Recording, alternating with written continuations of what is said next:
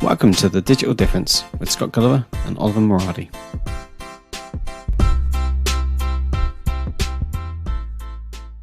Hello everyone, Scott here. We've got a very special episode for you today. We're just back from recording this as a live event during the Swindon Tech Summit Week, and things will kick off just as our event host Chris is introducing us. As always, we hope you enjoy the episode. I think the guys are going to be addressing questions at the end of the session, so please keep putting them in and they'll talk about them at the end. So with that, I'm going to hand over to Fluff Digital and let them crack on. Over to you guys. Thanks so much, Chris, and thanks for those kind words as well. That really means a lot. Well, welcome everyone to the latest episode of The Digital Difference. And today, as Chris mentioned, we're going to be covering design thinking and how that can unlock innovation. So to kick off, Ollie, how's it going today? You doing well?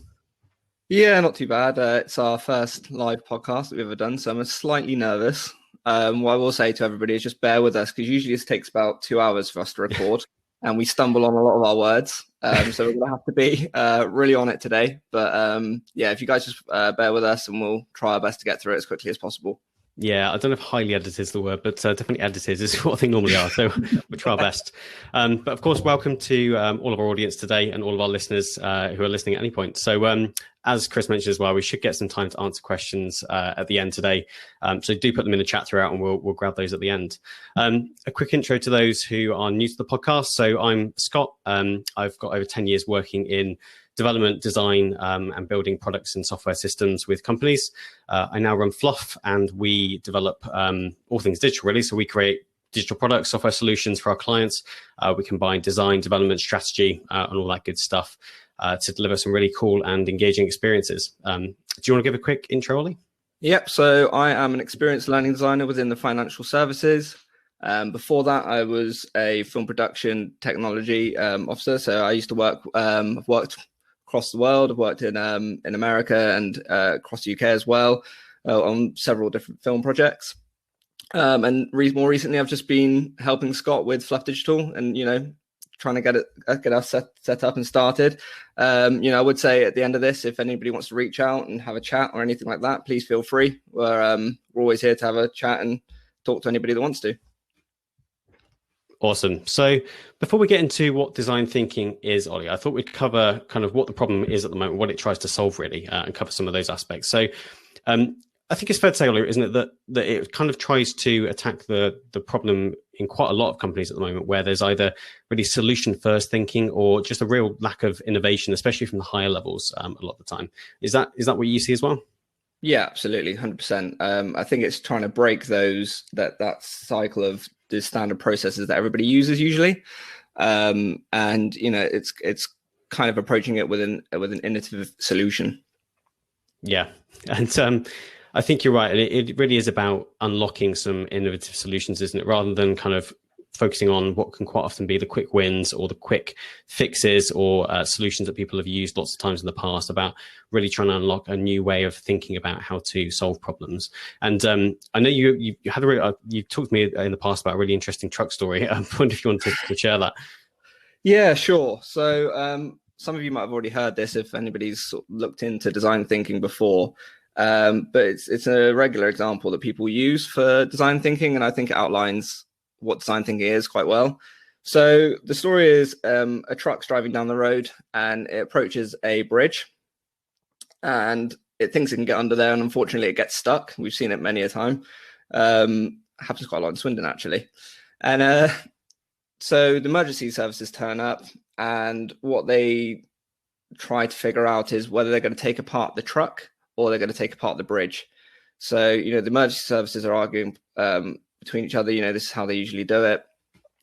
So as they're discussing what's the best approach to do this, a boy walks past and stops and has a look, and then walks up to the emergency services and says to them, "Why don't you let the air out of the tires?" And by doing so, they let the air out of the tires. The truck could drop down that extra foot and then could fit underneath the bridge. And I think it's a perfect way that defines design thinking, because it's about that thinking outside the box, which in this case is the boy coming up with an idea, which is not just about approaching the solution with But just with the standard processes, it's kind of think outside that box and how you're going to go forward with that. I love that story because it really is about breaking thinking patterns, isn't it? Within and that's really where design thinking is positioned, all about kind of external input and kind of breaking the cycles that we go through naturally. And as well, I mean, the reason why we wanted to bring this up today is because innovation's so important at the moment with the pandemic that's currently going on. The whole landscape of what we do and how we operate within our businesses has changed. So it's now more important than ever to really think about how your customers are going to be engaging with you in the future and think about how that might impact what you're delivering. So to kick us off, Ollie, did you want to have a stab at describing what design thinking is in a nutshell? Yes, definitely. So before we say anything about design thinking, I think it's really important to understand that it's user focused. And a lot of the time, thinking about when you think about approaching projects and processes, a lot of the time it's not user focused. It's about what the project thinks is best for the user. So kind of in a nutshell, there's sort of many different variants of design thinking.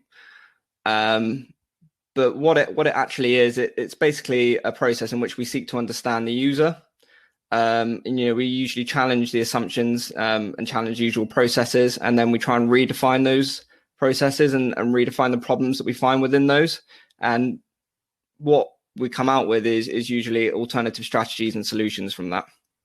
Would you say that that's sort of the best way to describe it, Scott? Yeah, I think so. And I mean, we use that word user a lot, don't we, from the design, from a product point of view. But what we're, I guess, talking about primarily is customers, aren't we? It's about really focusing on the customers and their problems rather than just jumping to solutions. And so there is quite a prescriptive kind of set of steps, isn't there, Ollie? And that starts with empathize. Yeah, absolutely. There's actually a variety of different ways that people usually approach it, but there's 5 sort of key phases that people go through with design thinking, and that's empathize, define, ideate, prototype, and then test. This is also usually done within like a week. So although it's what I'm going to say, it's going to sound like quite a lot, this usually happens within a week. So there's quite a fast turnover with all this. So the first stage is empathize, like you said, Scott, and it's basically about understanding the user. And it's gaining that empathetic understanding of the problem you're trying to solve. It's consulting with the experts within the area that you're trying to solve. By observing and engaging and empathizing with people and understand their experience and their motivations. It's kind of also immersing yourself within that environment as well. Really trying to get that understanding of what the issue is. And it blends quite well. I always find that with empathize, define, and ideate, which are the first 3 phases of design thinking, they also blend quite well together. Empathy is crucial to the human-centered design process and design thinking, and it allows design thinkers basically to set aside the assumptions that processes usually carry and gain an insight into the user needs. And we find this quite a lot. So for instance, if I'll try and use an example throughout this whole process. So if we, for instance, were creating, a company came to us and said they want a social platform within their business, you'd go into the business itself and go into the user and understand what the user would want from that social platform. And then going forward, it would then be coming onto the define stage. Like these 2 stages as well, that I think these are probably the more important phases, aren't they? And they exist to kind of break people out of that habit of jumping to solutions. And like you said, Ollie, breaking the assumptions that a company will quite often have about their customer base or their user base. So by starting this, you're really kind of trying to ignore what solution you're aiming for first of all, and start right with let's break it down and really start thinking about our users first and foremost, and kind of going with no assumptions and start with a clean shape. Oh, absolutely. And I think the issue is as well that we often see is that people don't ever use this empathize stage within normal when they approach a project or a process. It's all about that assumption. I'm going to keep using that word assumptions, but it is all about the assumptions that the project knows best and the business knows best. And that's always not the right way.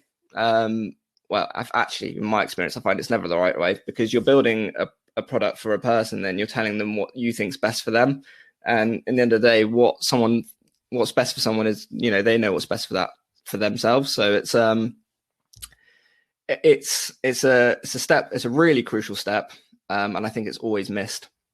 So we'll go on to the define stage now, and this is why I say it blends quite well with the empathize, because you're basically taking, with the define stage, you're taking all of the data that you've gathered from the empathize stage, from the sort of the user engagement, and you're now sort of trying to find the core values of what your platform's going to look like, or what this stage is going to look like. Again, I'm going to use my example of building a social platform within a business. So really within the design stage, you'd put together the information you've created and you've gathered during that empathize stage. You would analyze and the observations that you've had, and you kind of try and synthesize those issues into like the core problems that you found.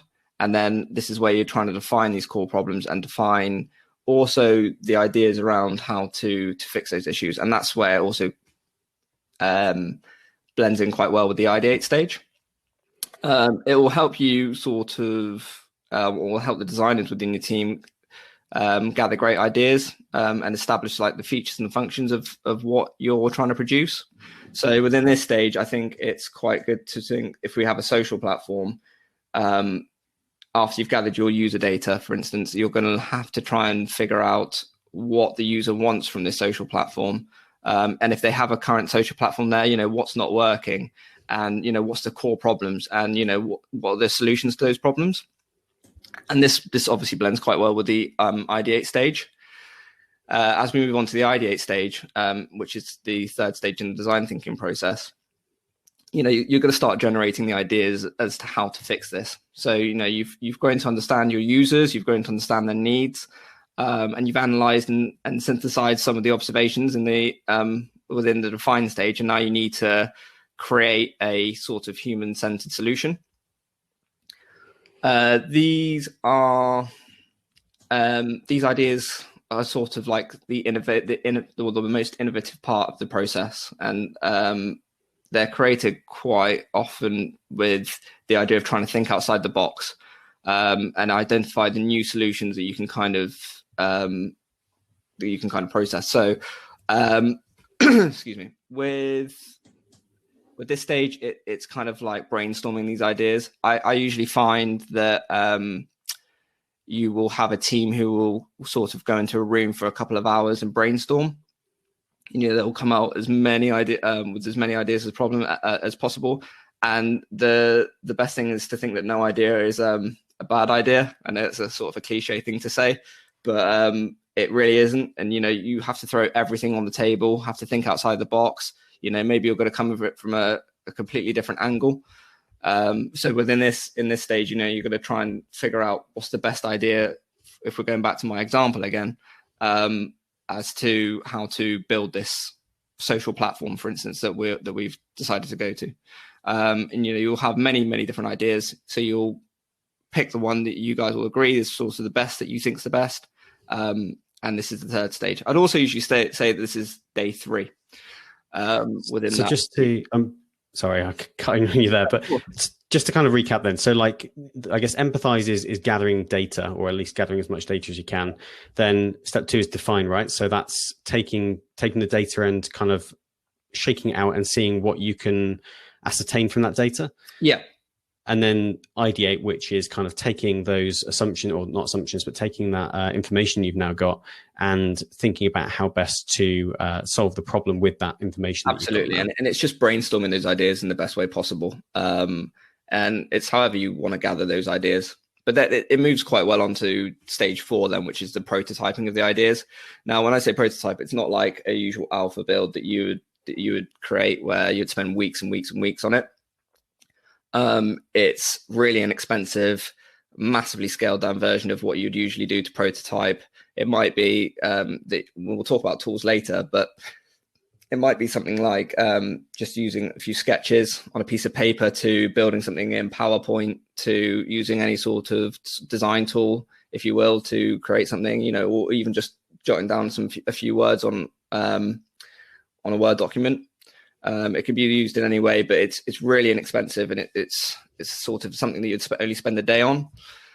But it would basically just be prototyping that, so you could then go on to your 5th stage, which would be your final day, which is your test, and that would be sending out to your stakeholders.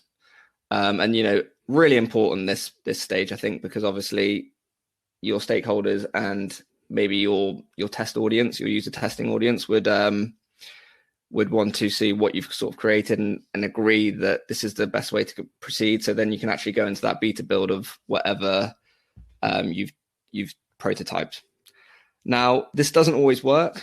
So these 5, you might go through this week of design thinking, and then almost immediately people say, no, do you know what? This idea doesn't work. And this is the beauty of design thinking, is it's a cycle. It can be repeated as many times as possible until you come to the right solution. I think the whole point of design thinking is to sort of get everybody on board with a solution up front.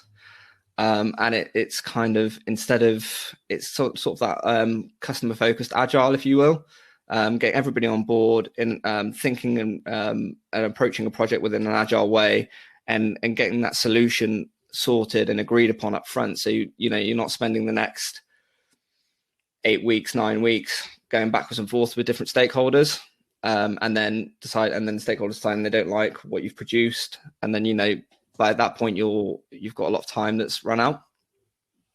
Yeah, in a way, it's kind of like customer focused agile, isn't it? It's designed to be 100%. Pretty iterative, and in a lot of ways, if you get to the test stage and you've learned that actually the whole approach doesn't work, at the very least you've learned a lot about your target market, which is invaluable in this day and age. Yeah, definitely. And I think the most important thing about this stage as well, it's about promoting innovation and innovative thinking and approaching like new ways of doing things. We often find in businesses at the moment that they're stuck in a loop of these old processes. I know I mentioned this before, but that everything has a sell by date, and you can only produce and you can only like use a certain process so many times before it starts running out, or it becomes ineffective. And I think design thinking just allows you to approach every single project or every single thing that you do in a new way. And it's not just, I think people get confused with design thinking, that they think it's just about sort of creative. I know I used it for building a social platform, for instance, but it can be used in any sort of businesses, and it can identify multiple strategies. So, even if you've gone through that process and the first 2 cycles people didn't like what you came up with, doesn't mean that it's not going to be able to apply to another project that comes up. So, immediately you've come up with several innovative solutions, and it can really help businesses grow, and allows businesses to sort of have that agile solution and those prototypes in place. Yeah, and like you said as well, it's not just for specific problems, but actually anyone can use this as well. It's not just designers, is it? Like anyone in business can really use this with the right people around them to fix almost any problem that they're approaching, especially if it's a new problem that they haven't seen before. They're thinking how best to solve it. Yeah, definitely, and it's all about that sort of ongoing experimentation as well. A lot of the time I don't think that companies take enough risk and don't experiment enough within these areas, and design thinking allows that. It gives you that opportunity to become a bit innovative and to start experimenting with innovative ideas. And we're not saying that they're always going to work, but at least you haven't spent loads and loads of time on it. And like I said, usually these things take about a week to go through one cycle.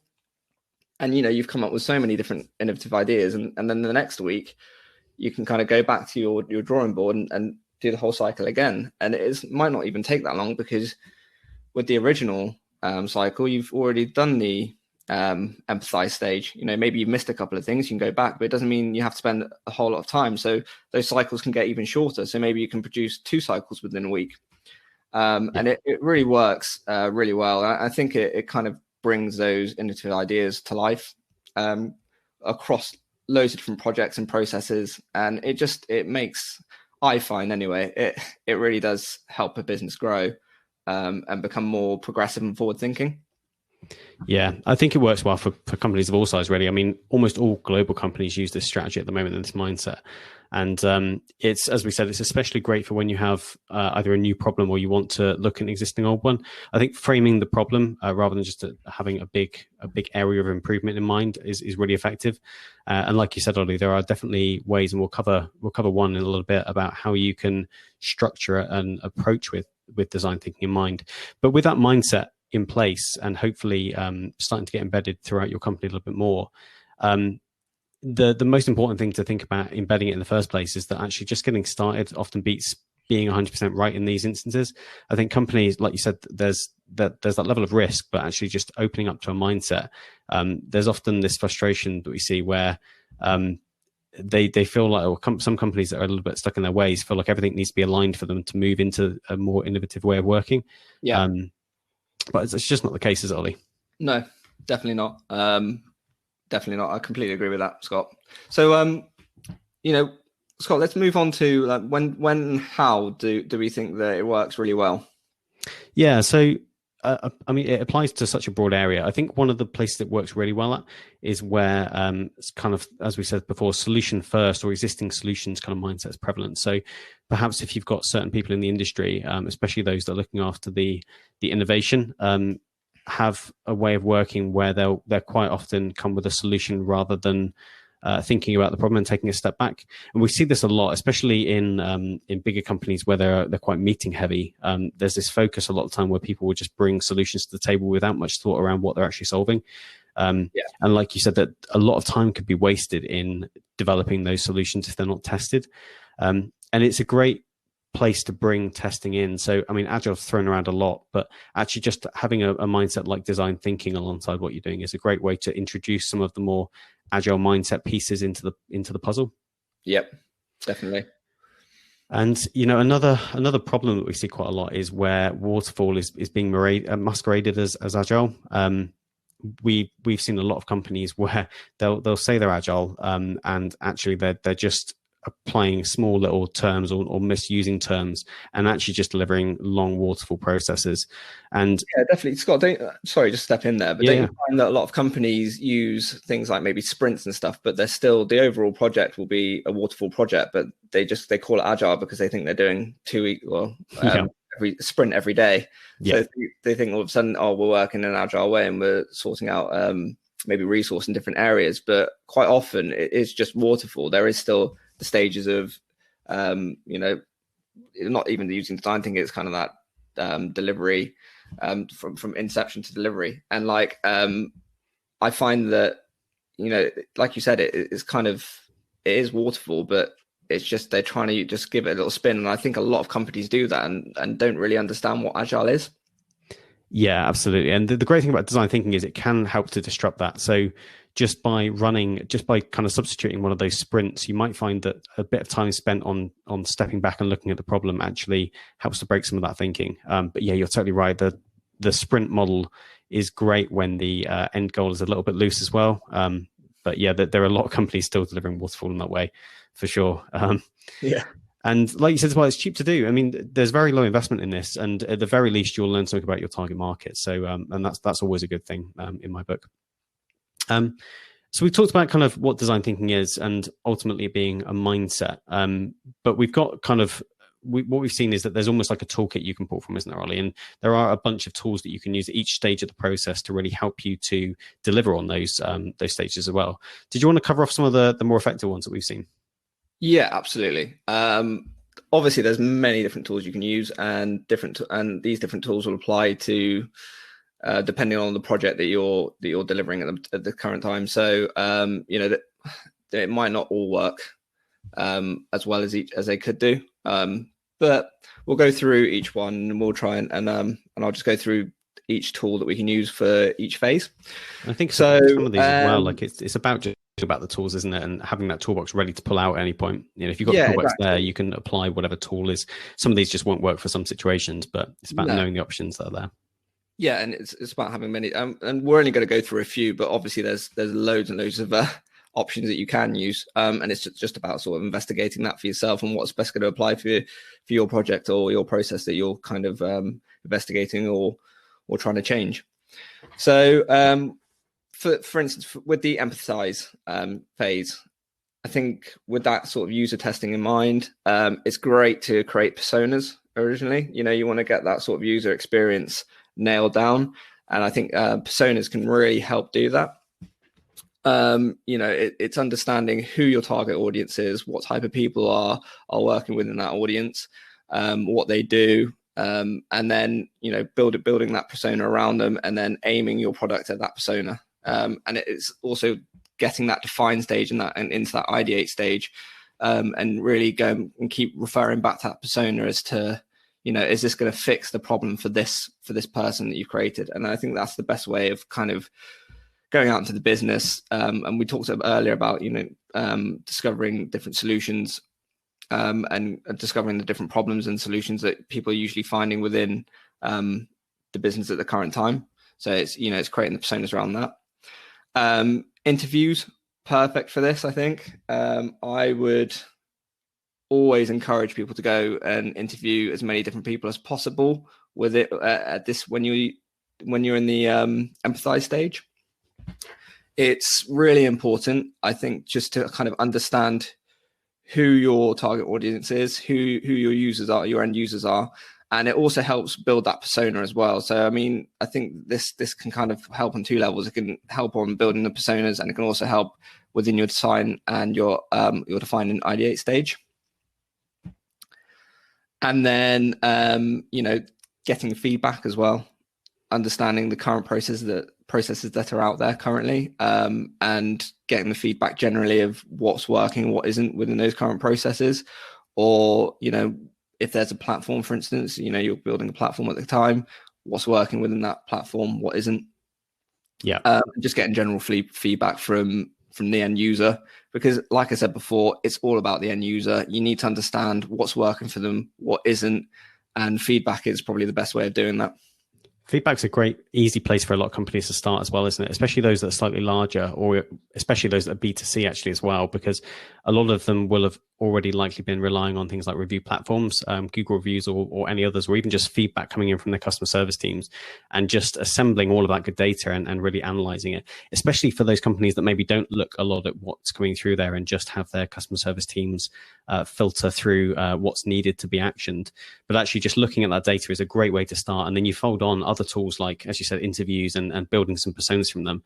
And you can get a really rich insight into who your target market is, can't you? And I think companies know that it's really important, because obviously you have jobs like data and insights analysts that are out there at the moment, and they're kind of doing this job already, but it's just about using design thinking, using their role within design thinking to kind of get that upfront stage, instead of using it actually probably where people use it at the test stage and when after the product's been released. It's kind of using it before the product's been released and going out and saying, well, what's working, what isn't, getting that insights data back. So I think companies obviously do see the importance of having that evaluation data or that insights data. It's just getting the feedback at the right time. It's getting it up front more than at the end, if you will.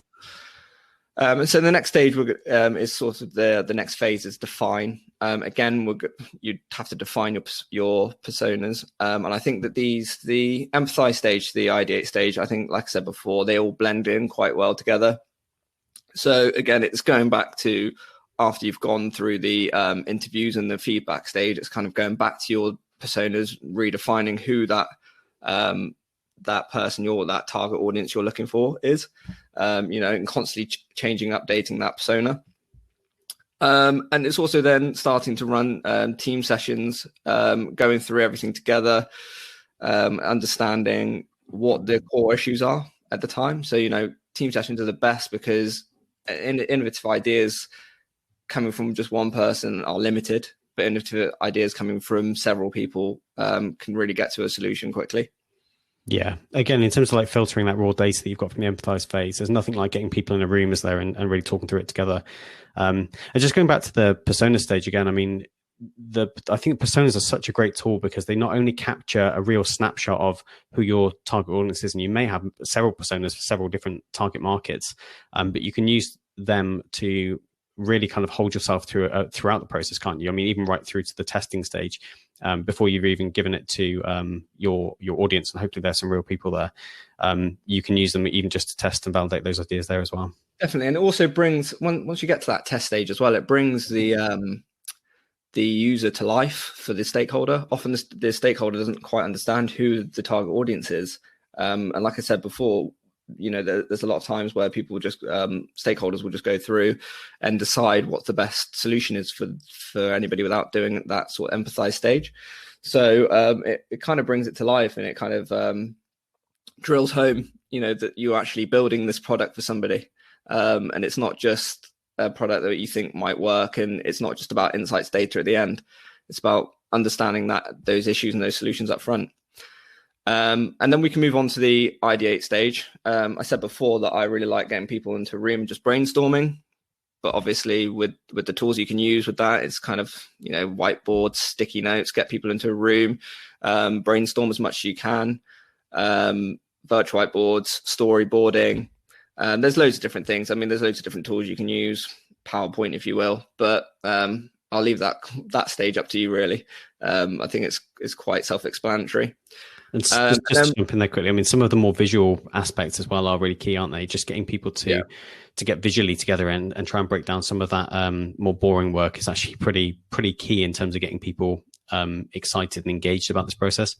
Oh, definitely. And also it's that keyword engagement as well. And if you get several people into a room and you start talking, you get people more engaged within the idea. Whereas if it's just one person or two people and you're kind of speaking over the phone or you're in a Teams chat, often doesn't work too well.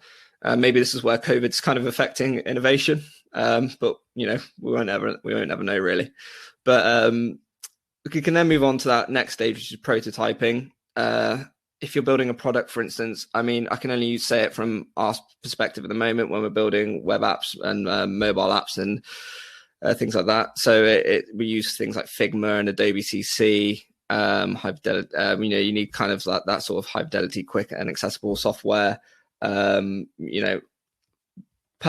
I think, Scott, do we use anything other than Figma really and Adobe to sort of prototype? I don't think we do, really.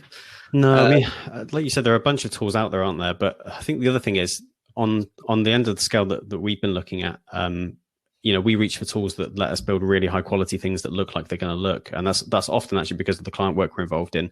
But it's worth saying as well that there are a load of tools, aren't there, for those teams that are not so technical, especially like if you're just in a company that doesn't have a design or a development team and you're looking at using design thinking to prototype maybe a new way that you approach your service.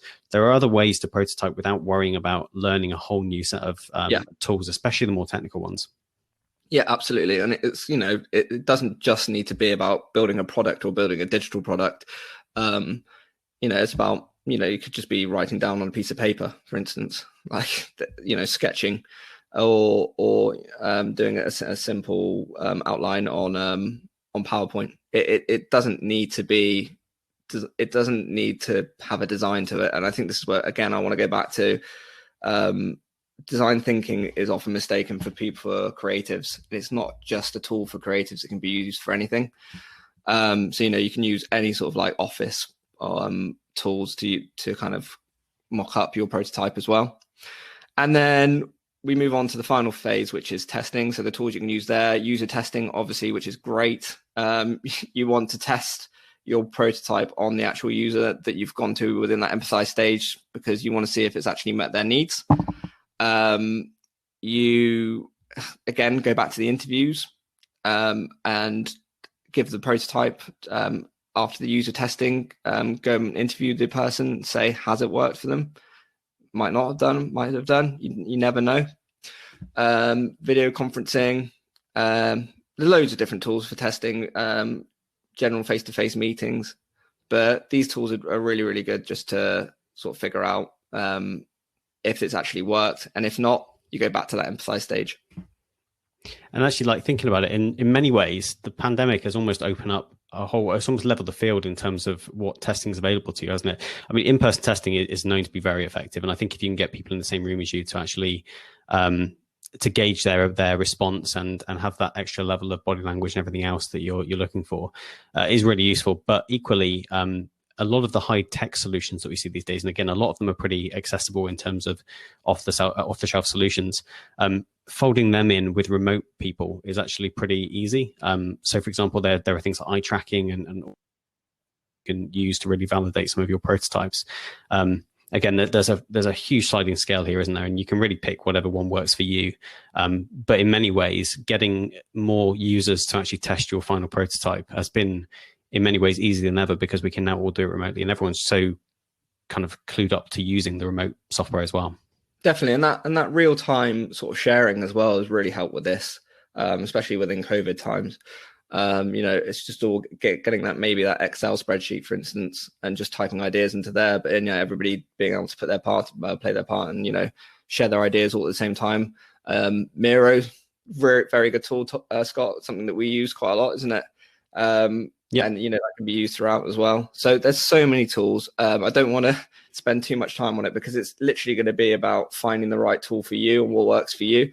And we can tell you kind of what we use, but I mean, it might not apply to your area and on your business. So we'll leave that up to you, really. But there are so many tools out there that can really help you. And like you said, Scott, it's nowadays with COVID and stuff like that, there's so many tools out there, and everything's kind of going online, that you will never be stuck for a tool to use during this process and while you're kind of going through the 5 stages of design thinking. Yeah, I completely agree. And just to underline that, I think, like you said, that there are tons of tools available. And the great thing about this toolkit, when you start looking into it, is that it takes what seems like quite a scary and open-ended concept like empathize, which is quite a key stage to get right, and breaks it down into more manageable steps. Suddenly, when you think of personas as a target to get to, that's quite a manageable piece to get to. And once you've developed some personas, you're quite a way of the way through that empathize process. So it's worth having, again, these in your toolbox ready to use and to pull out in these situations. And like you say, different teams, different industries, different setups, all of that's going to affect what ones work for you, especially for again, this works as well for service-based industries as it does for any products or anything like that. So there are a bunch of different things you can use, and a lot of them are as technical or as non-technical as you need them to be. Absolutely. So that's really cool.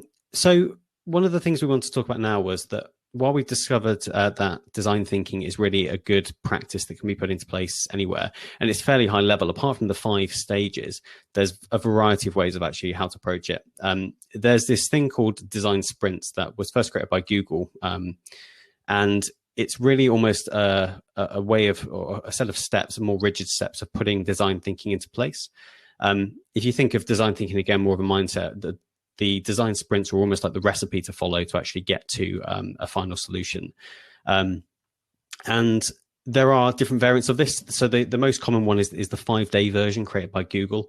And it's designed basically within its entirety for you to go from a problem on day 1 or before you actually start the sprint to hopefully a validated and pretty well executed solution on the final day within 5 days. And that's the idea behind it. So it works best when you've got a lot of different people in the room and a lot of different skill sets. And again, like having just designers or developers in this process, or even product owners and other people like that, getting a variety of people in the room is really valuable here. So that could be everyone from design and dev to the product owner to stakeholders to even the C-suite, and anyone in different roles will bring something different to the table, and that's really useful in terms of making sure you get the most out of this week. I think it's really important just to say there, Scott, as well, Scott, is it gets everybody on board early on.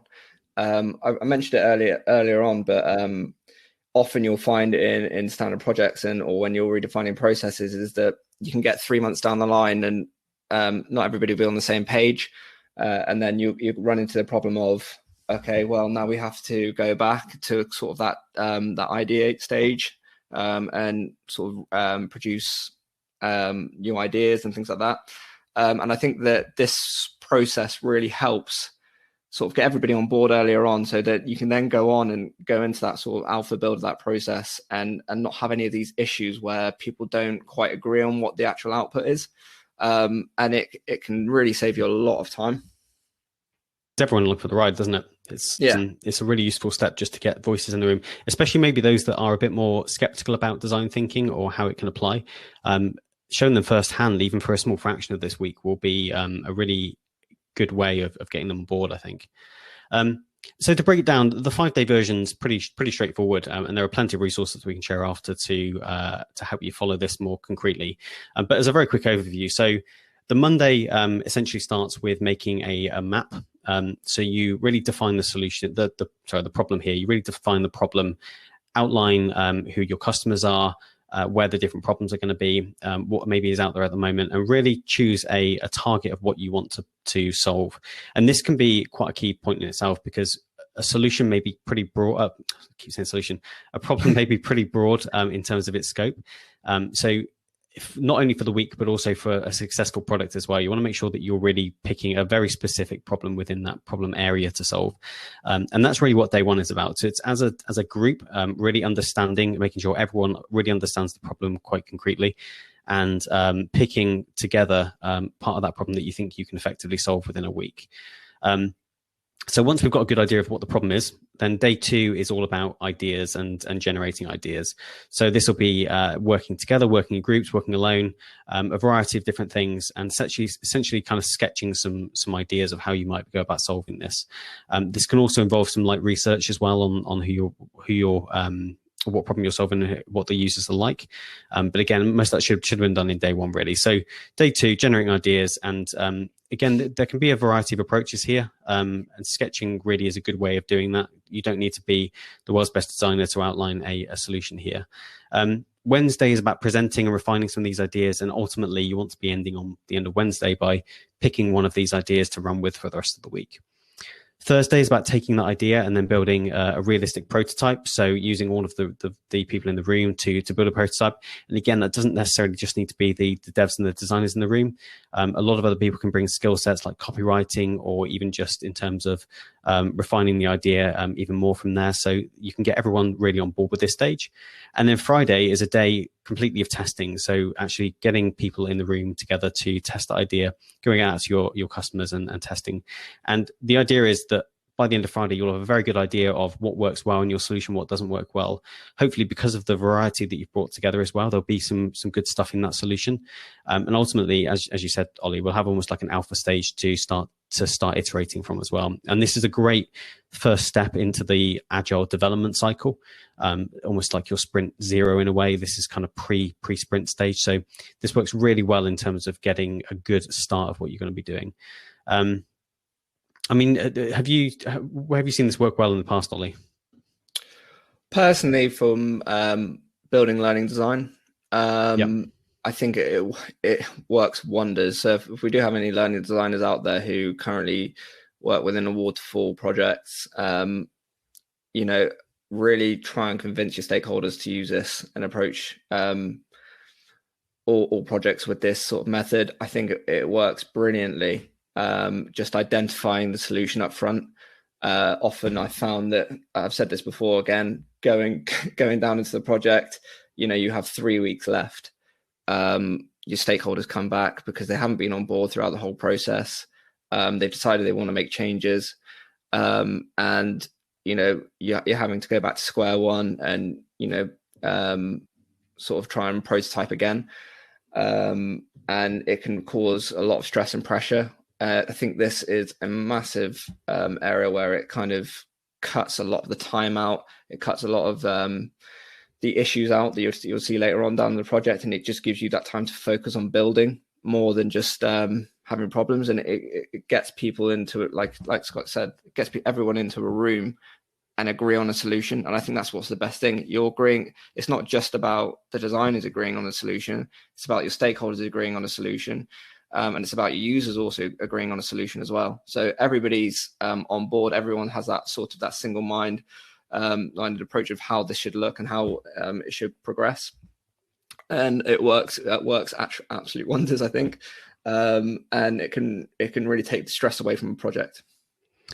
Yeah, I completely agree. I mean, there's certainly some setup you need to do. I mean, clearing diaries for a solid week of work is quite a stretch for some companies, especially for those that might be involved, that are typically involved in a lot of meetings. But the idea is that you're going to get everyone focused for a week, and that focus will really help to drive something that's tangible in terms of its output. And I think this shortcuts a lot of the problems where we see where innovation is something on the back burner for a lot of companies, even when they've got problems that they can see in their current solutions or something that they're thinking about. This is a great way really just to shortcut some of that and getting something done within a week. And you're really aiming for kind of tangible results. The point of this week isn't just to discuss a problem over and over. And the way it's been structured is to specifically get you through the stages quickly, to get you to actually picking and whittling down options.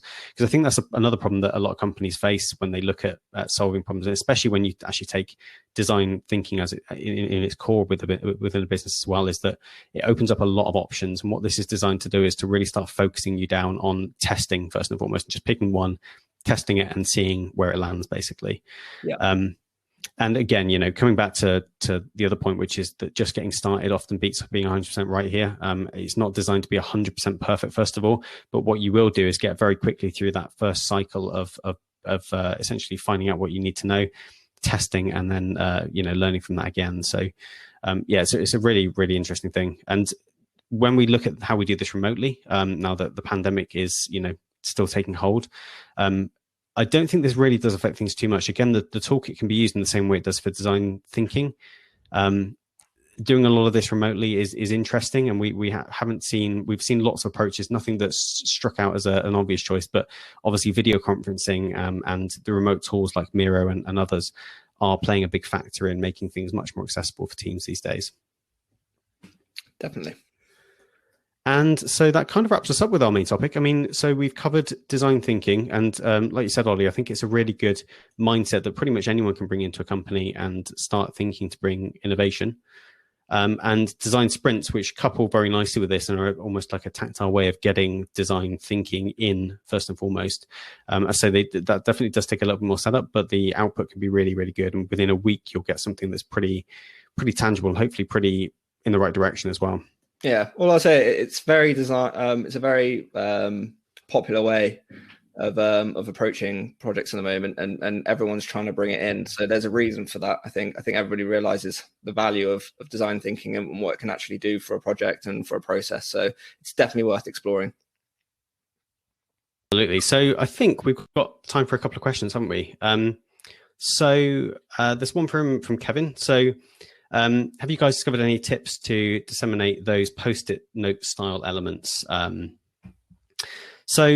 I think Phil mentioned Miro, which we've mentioned as well. So Miro is a great tool. There are plenty like it, essentially focused around being an online whiteboard. They are a great tool to get people to visually start thinking around things. We know that post-its are a great way to break up thinking within a meeting and actually get some voices on the board as well.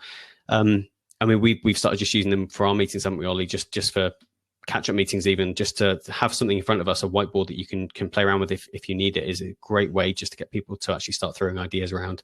Yeah, great tool.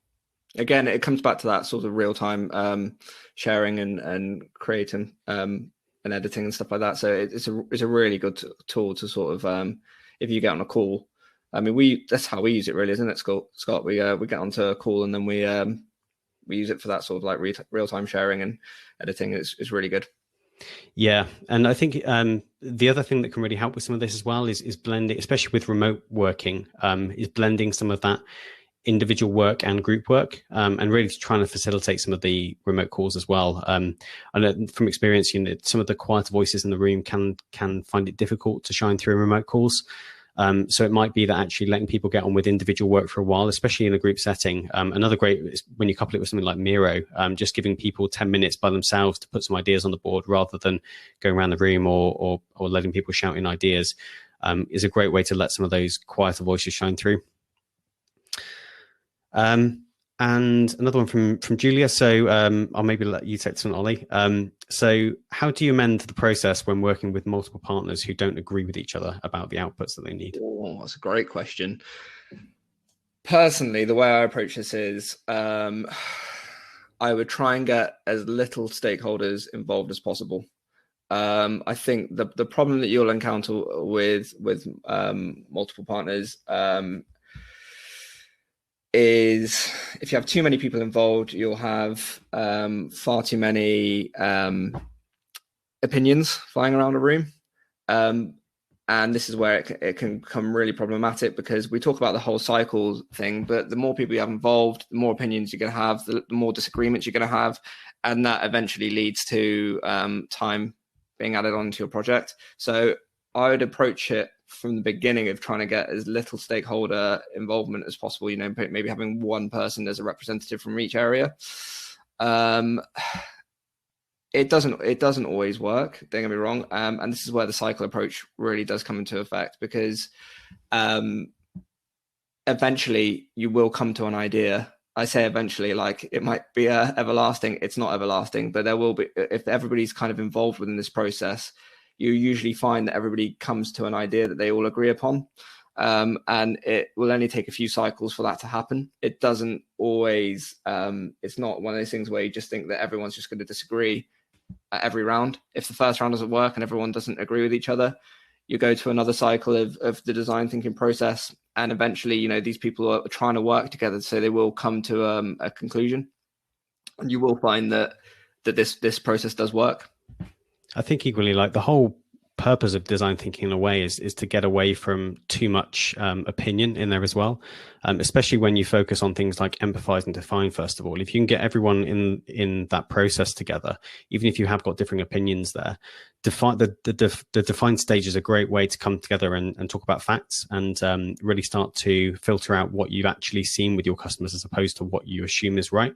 And once you can agree ultimately on that and go forward to the ideate and prototype and test stages with a solid understanding of what is true and what isn't in mind, then you can start to pin things against that. And personas are another great way to do this. So again, if you can get, and this is a difficult thing in itself, but if you can get differing opinions to agree on a prototype that ultimately matches your target user, you can, again, throughout the rest of the process, forget almost about opinion coming into play. You can just test ideas against those personas, and everything comes back to, is this what the user would want, rather than is this what we think is best? You have to remember, it all does come down to the user. This is user focused. So in the end of the day, people are all working together to try and find a solution for the user. So often this design thinking process does work because, like you said, Scott, opinions fly out the window. Don't get me wrong, everyone's going to have an opinion. We're all human, so we're all working within this process as a human, but it does take out that element of my opinion matters, and it's more about what the user think matters, what the user's opinion, and how that matters. Yeah, totally. That's great. I think I haven't missed any questions. Those are the main two, as far as I know. If there are any others, we'll capture those and put a follow-up to this. Just before I hand back to Chris, so thanks so much for listening today, of course. Do listen to some of our other episodes. We've got a wide range of topics on there that are already up. So we'd love you to check out some of those. And, of course, share the podcast. We'd love that as well if you found it interesting. There's more about us on our website. So we've got fluffdigital.com and also thedigitalDifference.show. A wide range of episodes and content on there for you. We've also got an email newsletter where we give tips and advice around topics like this as well. And another big thanks, of course, to Tech Swindon. We're a very proud sponsor of Tech Swindon. They play a really key role in sort of nurturing and developing the tech community in Swindon and Wiltshire. So we're really excited to see how things progress over the coming years in that space. And of course, to Lucy, Chris, and the wider team for getting this fantastic event together. Absolutely. And just remember, if anybody has any questions or, wants to just catch up and have a chat with us afterwards, like Scott said, come through to our website. There's loads of different ways to contact us. And that wraps us up for today. We'll have the video on our site very soon, and we look forward to catching you for our next regular episode. Thanks.